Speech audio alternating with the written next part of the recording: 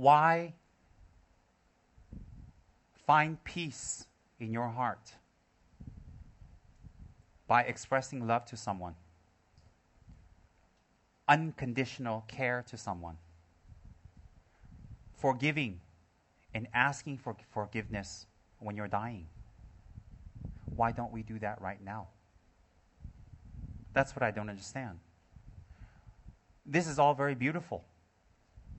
But why live peace, forgiveness, unconditional love when we are dying or when we're about to die and we have no choice? Why don't we do that right now? If that has such an effect on our mind and how we go while we're dying to forgive and to express love and to thank others, to give gratitude to others, if it's so important at the time that we're dying so that our mind be calm and easy, why? In the death and dying process, it is very important as an environmental condition that our minds are calm and the environment around us is calm, so that it does not alert the mind in any way that triggers any type of negative karma. Example, if we run to a dying person who's very attached to money and say, oh, guess what? I know you hate me, but when you die, I've manipulated all the paperwork that I get all your money. It's going to disturb them. That's an environmental condition to make them very worried. And then this thought of money, all my hard work, and it's mine, and you're going to get it, all arises. It all arises, and it triggers all the karma that came in that person's life from being miserly, for chasing after money, and using that as a weapon. And all the fear that came along with that money will be triggered a whole lifetime. And therefore, what happens? They leave their state of mind, they leave their body in a state of mind of avarice, greed, fear.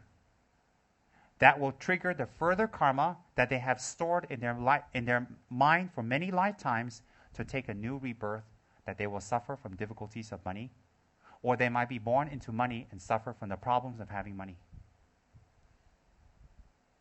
So he's saying, well, what's the difference? They already have that karma. There is a difference. Why? When the person is dying, even though they've been very greedy or avaricious or miserly in their whole life, we still don't wish them something bad.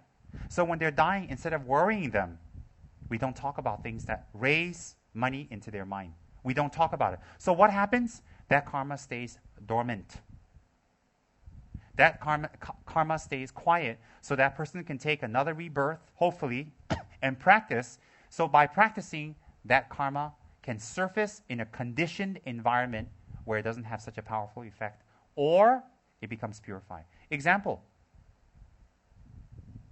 if you have the karma to get a coat, a very nice coat, and you reincarnate in Alaska, it's going to be very, very helpful.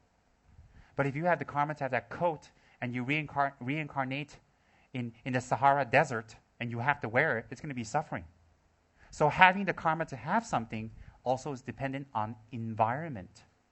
So therefore, when you're dying, you need to keep the person's mind still and quiet. Why? To help them that the negative karma doesn't surface, and the positive karma surfaces. That doesn't mean the negative karma doesn't exist. It does exist, but not to make it open. Example, we all have viruses all over our body, but the minute the immune system comes down, it blows up. It blows up immediately. We get a sty. We get warts.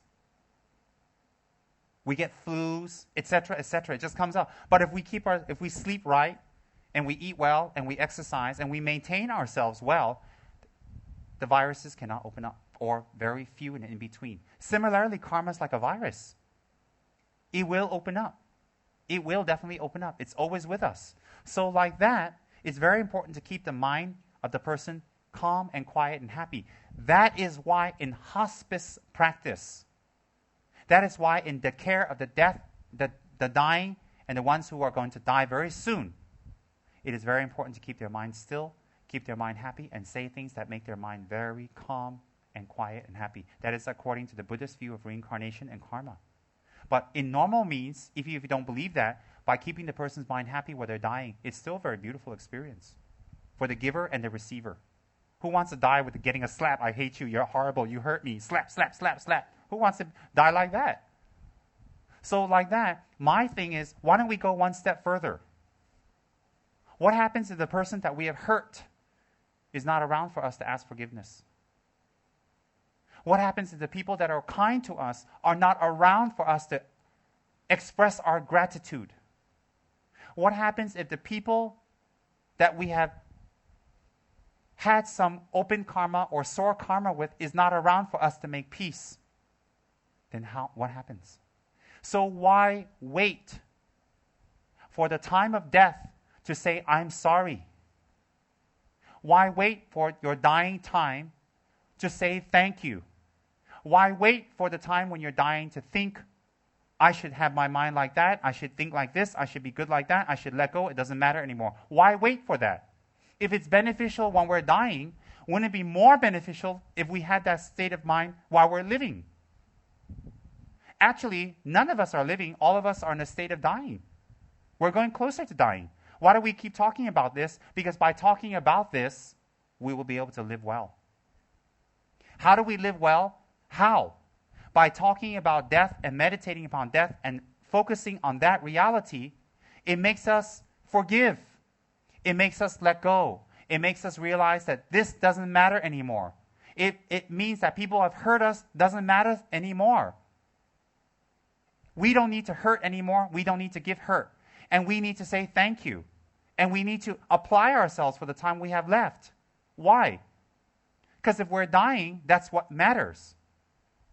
Is to have a happy state of mind and create happiness around us. How can we have a happy state of mind while we're dying? How? By creating happiness around us.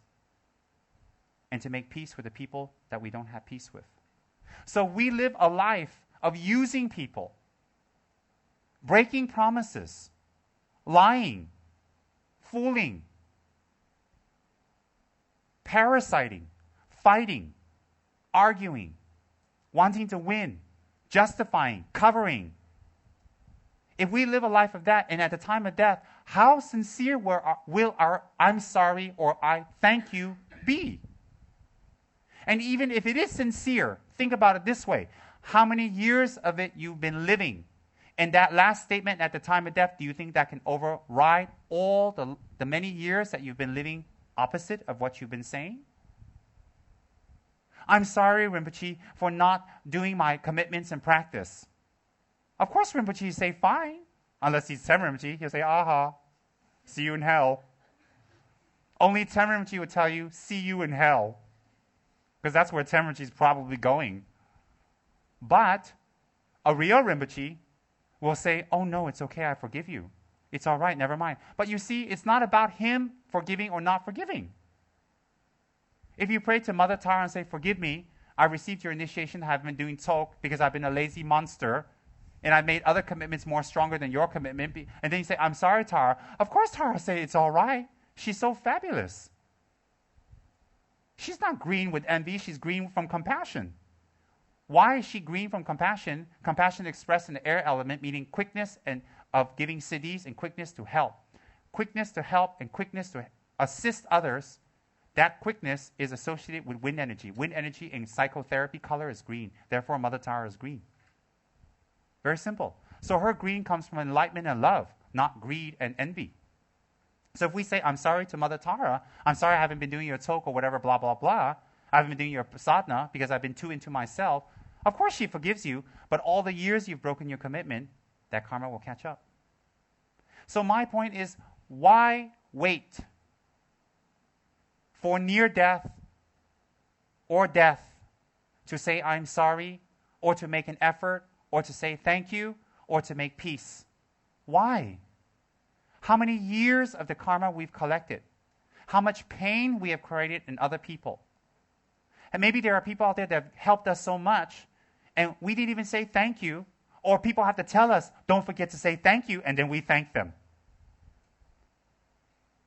And then we don't express our gratitude. How many years of that has that been?